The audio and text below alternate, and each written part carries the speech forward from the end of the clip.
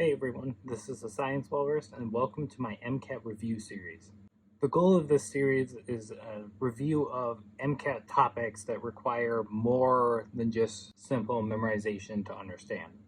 I'll be breaking down the most high-yield topics on the MCAT.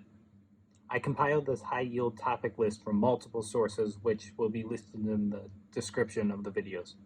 MCAT scores range from 472 to 528. I know that's a weird numbering system. I don't really have a good explanation for why it's that way, but that is how the score range works.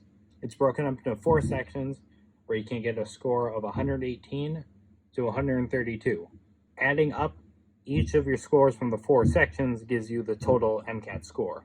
The average score of the MCAT is designed to be 500, right in the middle of the score, meaning above this number is roughly top 50%, below this number is roughly the bottom 50%. So there are 4 main sections of the MCAT. The first is Chemical and Physical Foundations of Biological Systems, also referred to as the Chem Phys section.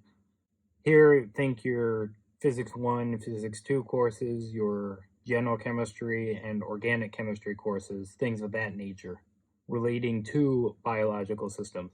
The second section is the Biological and Biochemical Foundations of Living Systems, also referred to as the Biochem section. Here, think more the human anatomy and physiology courses, biochemistry, especially relating to enzymes, and your intro biology courses and genetics and things like that. The third section, which is slightly newer, is the Psychological, Social, and Biological Foundations of Behavior. This is also referred to as the Psych-Soc section. Here, think your introductory psychology and sociology courses. The fourth section is the Critical Analysis of Reasoning Skills, also called the CARS section. This is a section that doesn't require any meditation information to be known beforehand, but that doesn't mean you can't practice it. Think more the reading section from the ACT or SAT. So the core 3 topics, which is everything but the Critical Analysis of Reasoning Skills section, or the CARS section, have 59 questions, and you get 95 minutes to complete them. The CARS section is 53 questions with 90 minutes to complete them. If for some reason you ever finish early, you can forfeit whatever extra time you have. You're not stuck there looking at the timer. The core 3 sections have 10 passages with 4 to 6 questions each. So it'll likely be a long passage about some topic related to the section you're in that you have to read, and then you'll get 4 to 6 questions to answer based on this passage. There's also 15 standalone questions in each of these sections.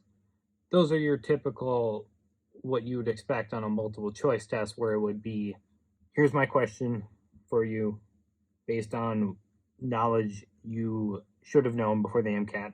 What's the right answer? There's no passage attached. There's not a lot of reading. It's just a simple, do you know the content or not question. And there's 15 of those per section. The CARS section is a little different in that there's only 9 passages with 5 to 7 questions each. These passages can be anything, and they are designed to bore you, because the idea is how well can you pay attention to something you wouldn't otherwise enjoy doing.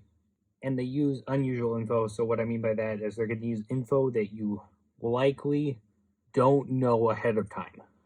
It's not going to be about any of the things that you're supposed to know prior to the MCAT.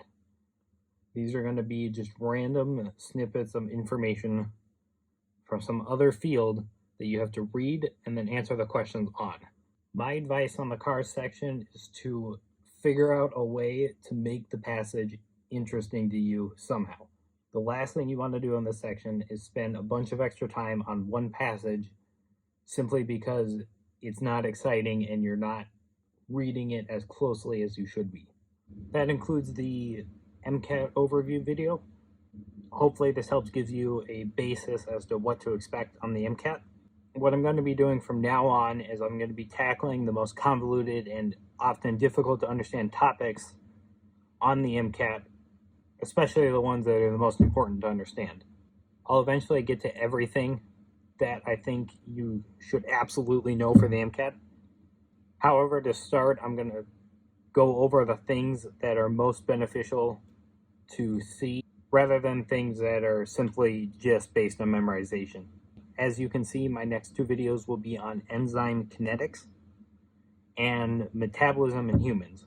And again, these are MCAT focused. Hope this helps, and I hope you have a nice day.